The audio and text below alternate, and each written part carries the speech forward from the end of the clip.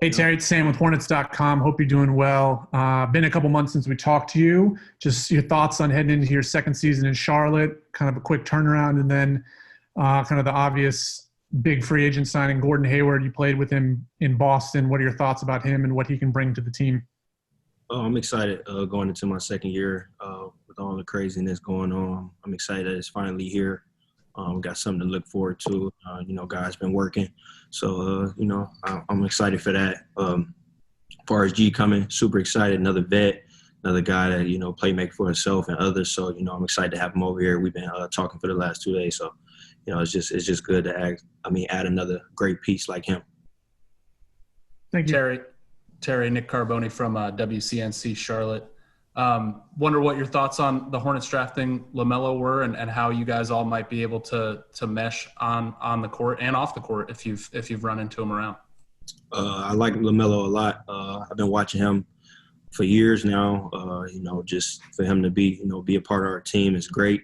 He's a great playmaker. He's like 6'6", 6'7". So it's just a lot of height out there. Like I said, a guy that can play make for himself or others. That's another guy that can do that. So I think it's going to be special no matter who's out there on the court. We got a lot of guys that can create for themselves and others. So, and the way we want to play this year, that's going to be good for us. Let's go to Rick next and then Richie. Hey, T.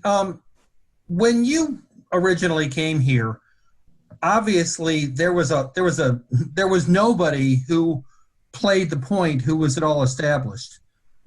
They've got you. They've got Devontae. They used the third pick of the draft on LaMelo. How do you think all that will blend together as far going forward? Rig 3 is better than 1. So, like I said, the way we playing this year, a lot of people will be in for surprises. We got a lot of guys that if you're closer to the rebound, you push. We're gonna play off one another. Whether all three of us in there at the same time, whether G's in there with 2 of the 3, we all gonna make it work. We all want to play fast and off each other. So it's just a matter of doing that right now and getting to know each other and making it work. As far as how you were used last season, one of the things that was interesting, and I know you've said you played off the ball as much as you played on it, over the lifespan of your career. You were incredibly effective last season as a catch-and-shoot guy. JB said that was a really pleasant surprise. He just didn't know what to make of that initially. Can you talk about how you have found ways to make yourself useful in ways that simply go beyond having the ball in your hand all the time? Yeah, it just goes back, Rick, to just adjusting to what the team what's best for the team and what can help us, get better. Obviously, you got a guy like Devontae who's developed a lot since the previous years. A guy that have the ball a lot. So I just try to play off of it. And, like I said, give my team the best look I can. Became a great catch and shoot guy last year. It's just adding to my game, just showing that I can, do multiple things. And like I said, whatever this team needs me to do, I'm able to do it as long as I'm healthy. Thanks. Thank you, Rick. Hey, Terry, this is Richie from the Buzzbee podcast. Hope you're doing well. Rick kind of stole my question here, but I'm still going to ask it. It was pretty evident last season that you excelled off the ball.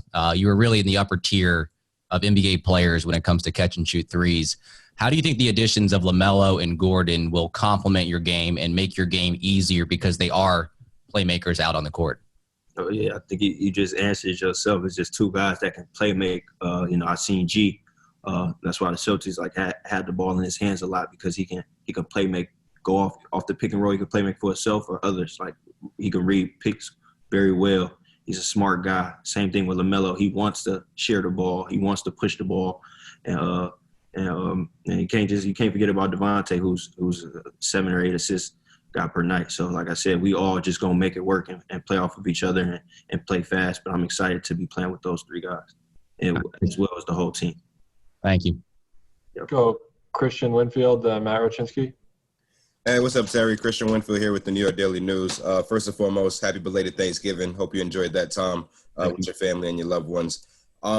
just can you talk about, obviously there was this offseason is different, right, in terms of the pandemic. So scouting prospects and scouting teammates has been different this entire season, or this entire offseason. I'm curious what you knew about LaMelo before now and what you've been able to learn about him maybe in this short period of time that you guys have been together. Have you guys worked out together? If you guys, hung out, talked, what's it been like getting to know him versus what you knew about him before he became a Hornet? Like I said, I've been following him for years. It's crazy because we reached out to each other before we knew this was years ago, before we even knew this was a thing that he was coming here. And, it was kind of like a mutual respect thing. He's younger than me, so I call him little bro. But like I'm saying, I'm excited. I'm excited the position he's in, to go 3, to come to the Hornets, to come to a good organization, great locker room. So, I'm excited. I'm excited for him. I think later this week or next week, we're going to start, be all out there on the court. So, pick his brain a little bit and, get to know him personally. But like I said, from afar, we both been fans of each other and, we respect each other. Thank you, man. Yeah. Terry, you had mentioned, Matt from Hornets.com, you had mentioned that, obviously you guys are about ready to take the court. Less than 2 weeks, you guys are going to be playing a preseason game. Can you just talk to us about how excited you guys all are to get ready to play in games that are going to start meaning something again and taking the court together? I think we all excited. Matt. It's hard to explain it because we've been waiting for so long, like for 7, 8, 9 months. And then it's like it came so fast. Like the season is finally here. Like, we're going to be playing on the 12th, like as a team. So I think we all excited to take that next step. Like I said, this offseason been weird. It's been crazy, but we're gonna make the best of it. We all professionals. We all want to play this game. So we make the best of it. And we got this week. We got next week to really get to know each other and come together. And we just start from there and just keep growing. And as a quick follow-up to that, obviously there's not going to be fans in the stands. We know it's going to be difficult for you guys, but can you just let the fans know that you guys are still going to put on a show for them, obviously, and be putting everything out there? Fans, we're going to put on a great show for you guys until you can watch us again. We still love you. We love all you guys' support. We won't disappoint. Promise you that. Thanks, Terry. Let's go to Danny Thompson next. Terry, Danny Thompson, 3-point conversion. I'd like everybody else to tell you happy belated Thanksgiving and happy early start of training camp. 2 questions. I'm going to start with this one first. You come into a situation last year, into a new environment, new team, and now you had a year to grow, and then Gordon comes in, a guy you're familiar with. Does it give you a little bit much more confidence to have a guy that you've already been in battles with before join a unit that you've already had currently in Charlotte?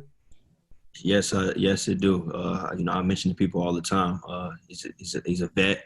He's a guy that know what it takes to get to the playoffs. He's been in an organization where, like I say, you just know what it takes.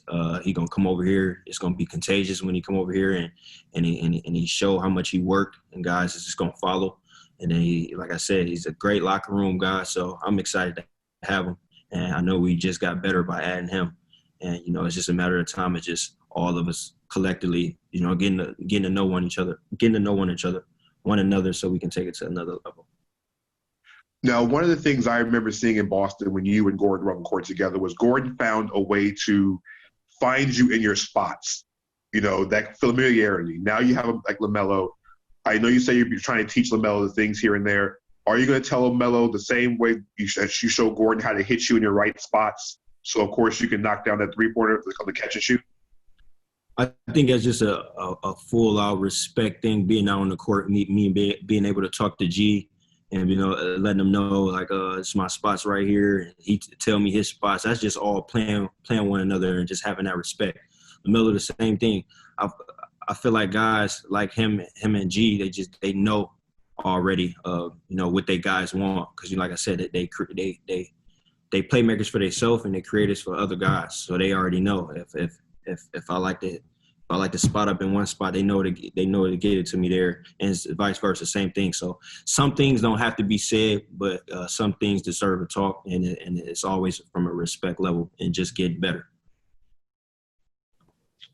Rick, I see your hand still up. I don't know if you had anything else, but if not, I think that may be it. Yeah. Hey, Terry, I thought it was really interesting during the mini bubble when you said, you need to not be the new guy anymore. You need to assert yourself a little more, be one of the veterans. I got the sense that you thought you needed to take on the mantle of leadership. How will that look?